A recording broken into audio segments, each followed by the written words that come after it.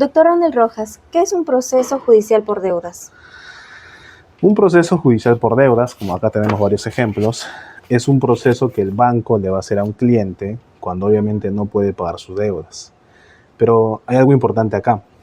Normalmente cuando una persona saca un préstamo con un banco, piensa que para que un banco le haga un proceso legal, le haga un embargo de su auto, su casa, tiene que haber puesto como garantía su auto, su casa. Eso no es cierto. El proceso judicial por deudas se puede hacer aunque el cliente en cuestión no haya puesto nada como garantía.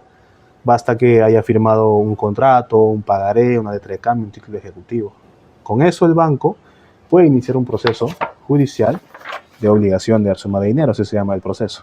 O un proceso de otra materia como prueba anticipada, un proceso cautelar, embargo, para que judicialmente le pida a un juez que como no le están pagando con plata, se pague con bienes, ¿no?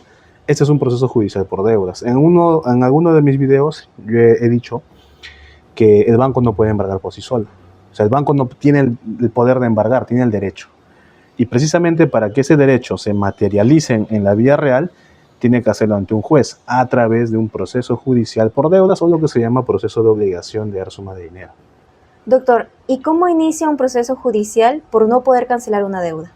Una buena pregunta. A ver, el proceso judicial para embargarle algo a un cliente, naturalmente va a iniciar con una demanda. El banco, al ver que un cliente no le paga 2, 3, 4 meses, dependiendo de la política de cada entidad financiera, va a presentar su demanda ante el órgano jurisdiccional competente, o dicho de otra manera, ante el juez. Jurisdiccional competente quiere decir del distrito donde vive el deudor, o en su defecto puede presentarlo también al juzgado comercial, que puede ser de todo Lima en general, dependiendo del monto de la deuda, qué documento haya firmado el deudor, etc., ¿no? Entonces, en sentido simple, para que inicie un proceso judicial, precisamente inicia con la presentación de la demanda ante el juzgado. Esto es importante porque, como lo decía hace un instante, el banco no puede embargar nada por sí mismo, tiene necesariamente que acudir ante un juez.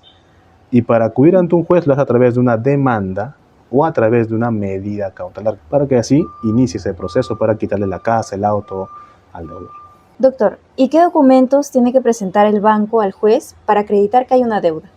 Pueden ser diversos, el contrato, la letra de cambio, el pagaré, la factura negociable, dependiendo de cada caso. Pero lo que aquí debe importarle a la persona que está viendo este video es que en todo tipo de deudas el banco puede hacer un proceso judicial. Muchas veces en redes sociales hay personas que difunden la información que dicen, ¿no? Si no pagas tu deuda, que no pusiste nada como garantía, lo peor que pasa es que el banco te va a reportar Infocor. Falso.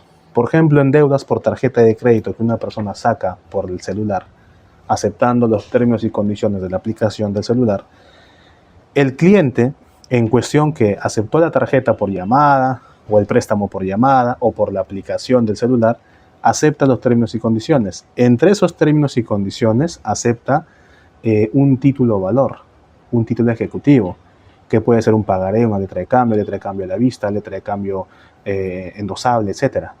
Ese documentito, pagaré o letra de cambio, que no es ni siquiera necesario que el cliente firme físicamente en el banco. En algunos casos sí, como en hipotecas, tiene que firmar el pagaré, pero en algunos casos no es necesario, basta que acepte. Y ese documento, respondiendo a tu pregunta, es lo que el juez le va a presentar, perdón, lo que el banco le va a presentar al juez, que el cliente, el deudor, ni siquiera ha tenido que firmar en oficinas del banco, como por ejemplo la letra de cambio a la vista, en caso de préstamos o tarjetas de crédito. Muchas veces el cliente piensa, yo no fui al banco, no firmé nada, todo fue por teléfono, por la aplicación, no me pueden hacer nada, mi casa está a salvo. Mentira. La ley dice claramente que si existe una aceptación de una letra de cambio, con ese documento el banco inicia un proceso judicial. Y el proceso judicial, repito, es para que le embarguen a una casa, un auto, cuentas bancarias, cuentas sueldo, ¿no?